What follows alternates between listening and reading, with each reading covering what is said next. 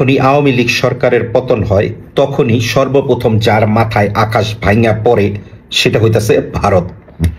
এবং বাংলাদেশের বিরুদ্ধে প্রোপাগান্ডা ছড়ানোর জন্য এক যুগে ভারতের যত হলুদ মিডিয়া আছে, যাদেরকে আমরা এক নামে বলি দালাল মিডিয়া, সেই দালাল মিডিয়া এক যুগে প্রোপাগান্ডা ছড়াতে থাকে।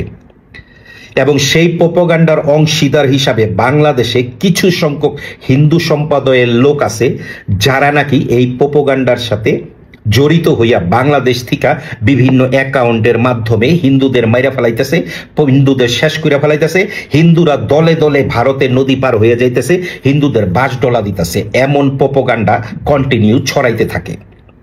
আমি ভারতের হলুদ মিডিয়া এবং বাংলাদেশের যেই প্রোপাগান্ডা ছড়াচ্ছেন যেই হিন্দু সম্প্রদায়ের কয়েকজন, তাদের উদ্দেশ্যে এই ভিডিওতে কিছু কথা বলতে চাই।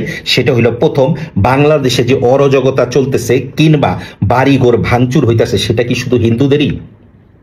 সেখানে কি একজন মুসলমানও নাই? জি আছে। বেশিরভাগই মুসলমানের বাড়িতে ডাকাতি হইতেছে, বেশিরভাগই মুসলমানের বাড়িঘর ভাঙা হইতেছে। আপনাদের হাতে গোনা দুই একজন, দুই চারজনের বাড়িঘর ভাঙছে, আমি অস্বীকার করি না। সংখ্যালঘুদের দুই একজনের বাড়ি ঘর ভাঙছে, সেটা নিয়ে আমি অস্বীকার করি না, ভাঙছে। কিন্তু কেন? আপনি কি একটু লক্ষ্য করছেন কেন ভাঙছে? কেন এই লোকগুলির উপরে অত্যাচার হয়েছে? কারণ তারা আওয়ামী লীগ করত, বংশগতভাবে কেউ না কেউ তার আওয়ামী লীগের নেতা ছিল, এবং সেই নেতা কোনো না কোনো প্রকারে যখন বাংলাদেশ সরকার আওয়ামী লীগ ছিল তৎসময় তার গ্রামের জনগণের উপরে অত্যাচার করছে। সে আওয়ামী লীগের অত্যাচার করার কারণে তার বাড়িতে আক্রমণ করছে হিন্দু হিসাবে। এইটা একটা পলিটিক্যাল ইস্যু।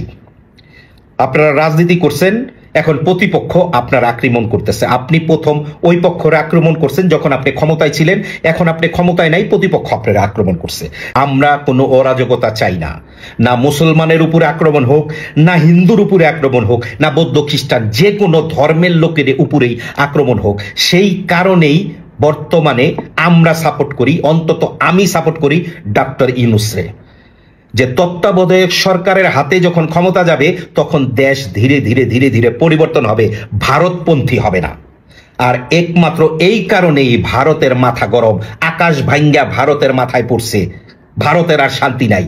কারণ বাংলাদেশকে যেইভাবে ভারত চালাইতেছিল, যেই ধরনের সুবিধা বাংলাদেশ থেকে ভারত নেওয়া শুরু করছিল, সেটা টোটালি বন্ধ। ভারতের জনগণ বাংলাদেশ থেকে যেই সুবিধা পাইতেছিল সেটা আর পাবে না, সেই কারণে ভারতের মাথা নষ্ট।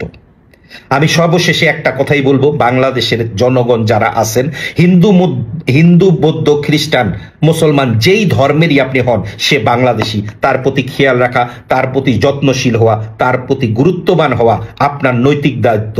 আপনি যেই দেশেই থাকেন, বাংলাদেশে থাকেন, পৃথিবীর যে কোনো দেশেই থাকেন। পরিশেষে একটা কথাই বলবো, ডাক্তার ইউনূস আমাদের প্রধানমন্ত্রী হবে, তত্ত্বাবধায়ক সরকারের প্রধান হবে, সেটা একান্তই আমাদের ব্যাপার।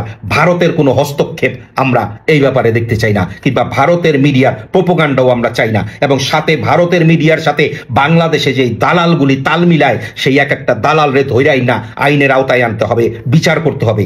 ভালো থাকবেন।